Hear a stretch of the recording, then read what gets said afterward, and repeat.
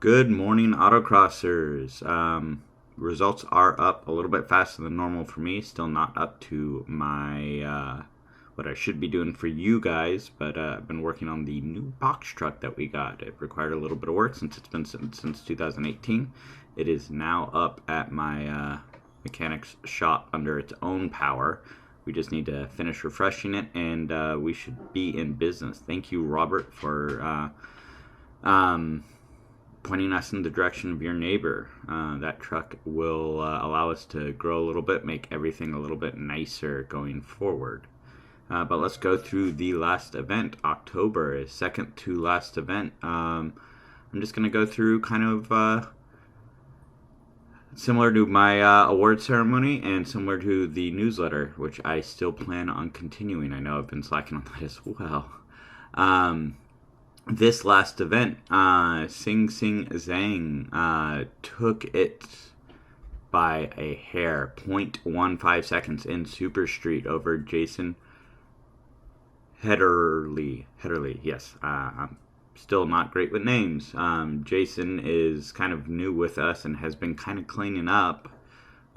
Sing Sing Zhou in the 911S just barely eking him out. Scott McClure, we've seen you come out to a couple of events now. You were right behind them as well. You were about 1 second behind them after 4 laps. That's just like, that's 0.25 seconds after each lap. That's pretty good. Ilian Ehrman, also seeing you out at a couple more events. Good to see you there. I'm not going to go through this whole thing. Ian Alvarado, though, actually. I will mention you because you are currently leading Superstreet. You got fifth for the day, but you are currently leading Superstreet. Hi, Aria. And it does not look like that lead will be taken from you. Because even with the Touge Challenge averages now being added in, nobody from Superstreet has come out to a Touge Challenge. So you are currently in the lead for Superstreet with 773 points. The next closest, Tim Roach, who I forgot to mention when we were going over the classes or over the runs. Tim, you would have done really great if you had not gotten lost on your 4th run. From the looks of it, that kind of hurts.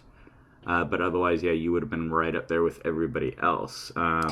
Overall, though, you are second in Superstreet for the year with 452, and Ryan Thatcher's sitting in third with 292 points. Street class, Matt Davis wins for the day by about 1.1 second over Chris McDaniel in the GR86. Eric Whelan finally coming back out. He's had some growth within his family.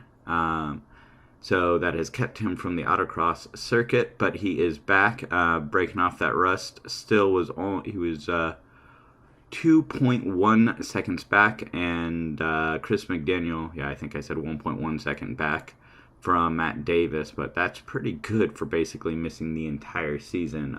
For Superstreet I should mention also 4th place, Cody Fodder. I have to go back and forth on the day results.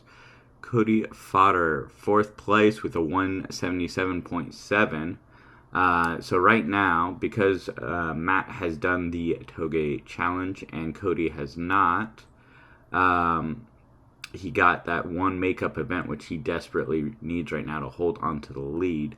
He is 9 points ahead of Cody Fodder for the year. So if Matt does not show up for the December event, or if Cody just completely destroys him, or if Cody comes out to a Touge Challenge event, that can completely change Street Class's finishing order, but it is coming down to the wire, and you guys are close.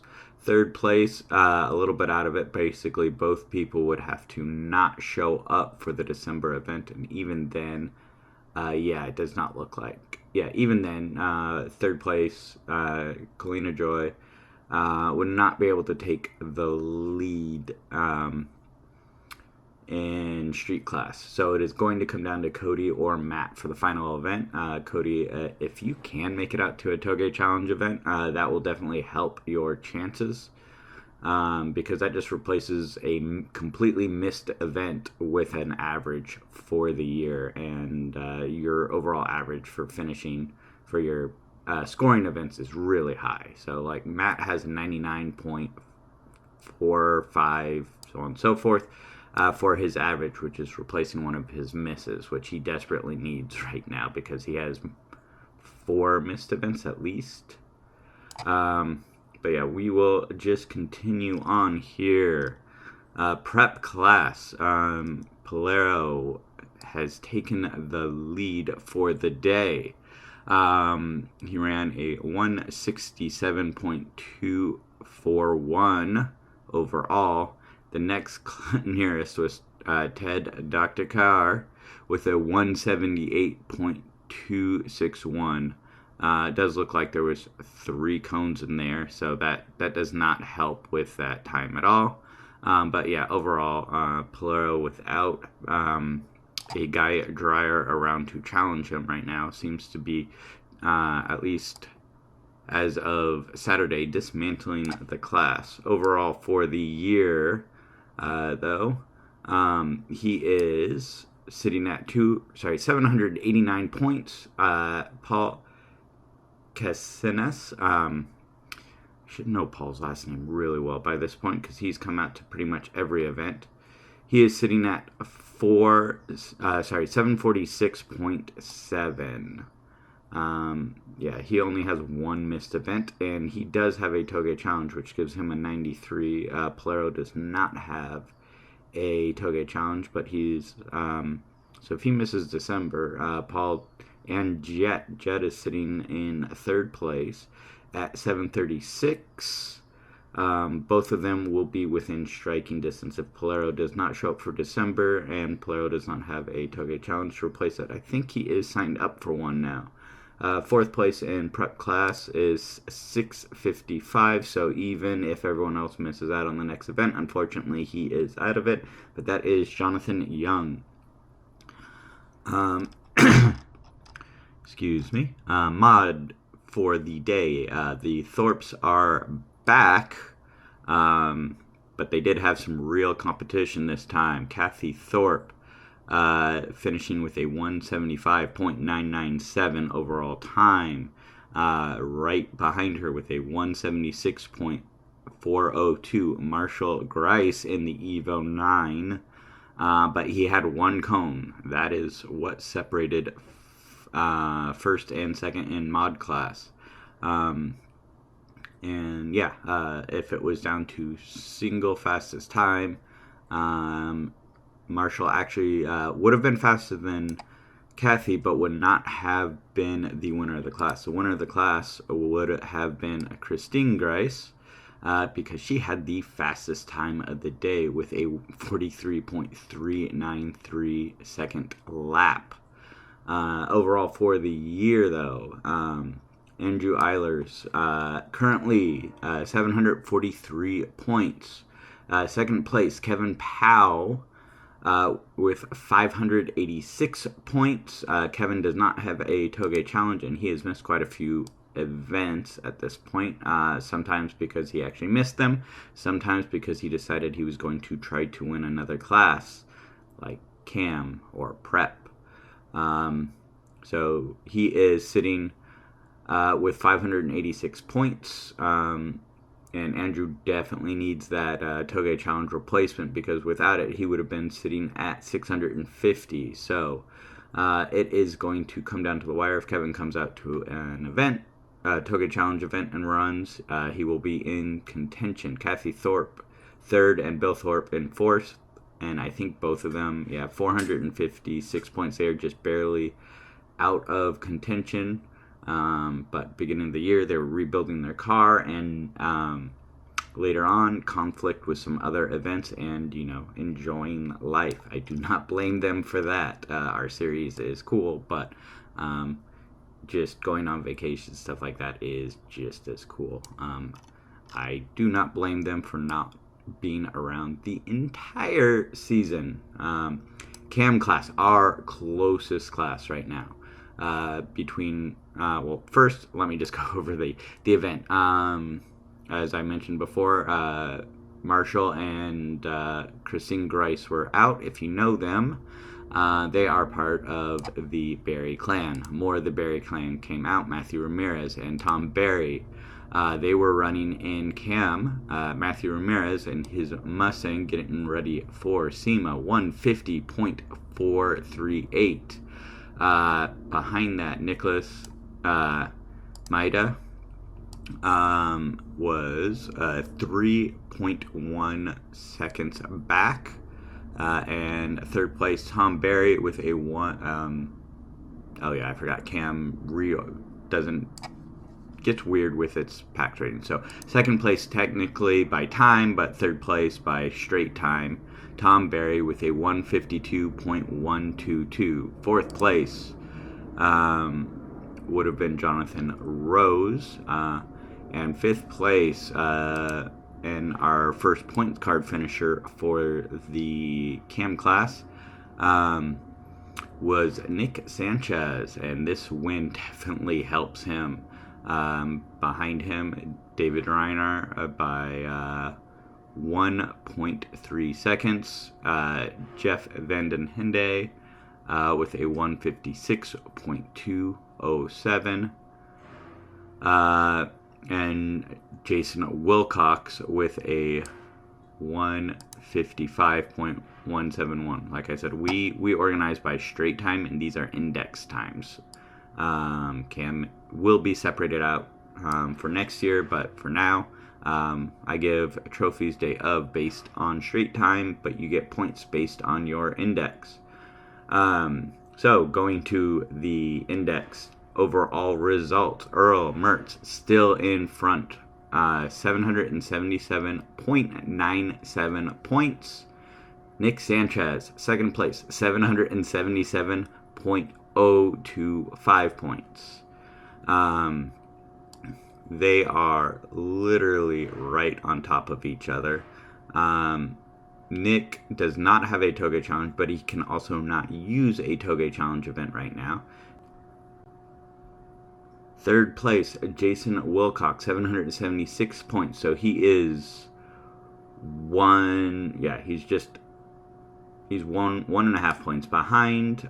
He does have some missed events here. So Jason, if you show up this Saturday, or next our November Touge challenge, you can get an average in there, and that will definitely help because you have some great finishes, but you also have a couple missed events in here, and just dropping one of these missed events will definitely that means you'd be able to drop, let's see, so your current three lowest, 89, 0, and 0, and then 91 looks like your next lowest. So basically what would happen is one of those zeros would become an average, and then we would drop the 91. So yeah, you have a couple points you can make up there just by showing up to a Touge challenge.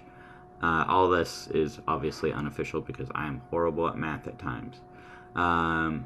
Jeff Vanden Hinde, 766 points so far.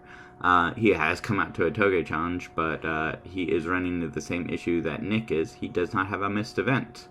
So he can't score points for the Touge challenge. 766 is where he is sitting right now.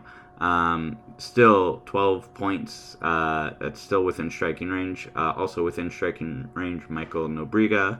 And it looks like Victor Figueroa in 6th place is probably out of range at this point because even if he scored a perfect 100, he cannot take the lead from the guys up top. And that looks like our event overall. Thomas Kamen, just honorable mention here, he was in the high running. Especially, he was signed up for a Touge challenge as well, but it looks like he had some car trouble Saturday, and that has kind of finished off his run. It was near perfect. Every event he showed up to, with the exception of one, 100 points scored. He was dominating Cam Class. So very big shout out to Thomas. Hope to see the Trans Am back out shortly. I absolutely love that car. My first car was not that year Firebird, but it was a Firebird, so I love all of them. Really fast, let me look at the rest of my notes here. I mentioned a couple times Touge Challenge. We have one this Saturday. We have one next month. If you run the Touge Challenge, you get an average for one of your missed events. After that, our November Autocross, we do have one. It is not a points scoring event. It is our Autocross Classic. The biggest difference is 4 timed runs first thing in the morning. This is the same as SCCA. This is the same as pretty much, it is classic autocross format. You're going to run your first 4 runs in the morning. Your fastest single lap counts. After that, we are just going to have kind of practice fun runs the rest of the day. And that is our format. As many runs as we can get in for the day. Obviously, goal is at least 12. I am going to go ahead and start shouting out one. Now is the time if you would like to be a sponsor. Now is the time to let me know. We are starting to put together our venue list for next year. We already have a couple dates. I'm not going to make any announcements on those yet, but the goal is to once again get at least 12 autocrosses in the kind of LA Riverside area. We are going to try to expand out a little bit as well here. We are also going to have 2 different Touge Challenge series. A summer series, which will be at night. So that should be really cool because Apple Valley allows us to run at night. And a spring and fall series, or winter series, or whatever you want to call it, which will be during the day when it is a little bit cooler out at Apple Valley. So if you are sponsoring us, you get to kind of be covered for all of those events. Current sponsors right now, we really want to thank OS Geiken. They have been, Sean is out there some of the events, but they have been supporting us pretty much ever since we turned into a full-blown series. They are our title sponsor.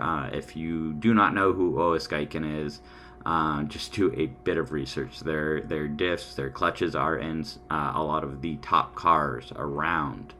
God, my mind is going blank and my throat is starting to dry out. 1 second here. Okay. FMC Loan Pros, if you don't know who they are, they do home loans. Steve Agina, my father, he does home loans for pretty much everybody in the autocross community. A lot of people in the kind of when he was doing club racing, he did a lot of people. He did the home loans for a lot of people in the club racing scene for PCA, POC as well. All of us have at some point in time pretty much bought or refinanced a house with his help. Give him a call. He understands all of the situations you could possibly be in. TCI, that is Jason Wilcox and the group of guys that he comes out with. They have jumped on board and sponsored the CAM class for it to be around. I really attribute the fact that it has grown out and it is going to be its own, we're going to be separating out CAM C and CAM T next year, all because of the push from Wilcox and TCI and them just really investing in advertising that CAM class has a big place to run with us out here. They have been awesome. I hope to see them around again next year. TPM parts, if you are in the Orange County area, they do tires. I know they do a lot of other stuff, but I go to them for all of my tires, mounting, balancing, all that kind of stuff. If you are in the Orange County, Santa Ana area, they are great for that. it's been a long morning. Swift Springs, they jumped in when we were just a little mini series. They jumped in at our very last event of that mini series to sponsor us. They are a great sponsor. They don't ask much from us. If you would like to win a set of springs from them, you need to just run their stickers on your car, and then obviously you need to win your class for the year. So that second requirement is a little bit more difficult than the first one. Obviously, still doable for some people. Titan Wheels, if you're running their wheels and you got it through, I think, them or one of their authorized distributors, you can contact them. You can win a portion or earn a portion of your purchase costs back from them. Full rules are on our site, actually. You can go and just look at the little doc there. I think that is everybody. Oh, K&N Filters. I keep forgetting about them. K&N Filters, they will be coming out, it looks like, to an upcoming event. I have like 4 of their guys signed up, so hopefully we see them all and they don't get another emergency show that they all have to go out to. But if you don't know who K&N is, oil filters, air filters, lots of other stuff. I went on their site the other day and I could not believe how much stuff they carry now. Check them out. They are awesome. They are kind of ubiquitous with intakes back now and back in the day. If you ever went into an AutoZone, O'Reilly's, that kind of thing, K&N air filter always had the swap between the OEM filter and the K&N filter and see how much better your intake flows. And it had the little like ping pong ball. So yeah, if you ever saw that, that's them. Great guys, plenty of fun to work with. But that is it. I am getting into the rambling stage, so I'm going to let everybody go.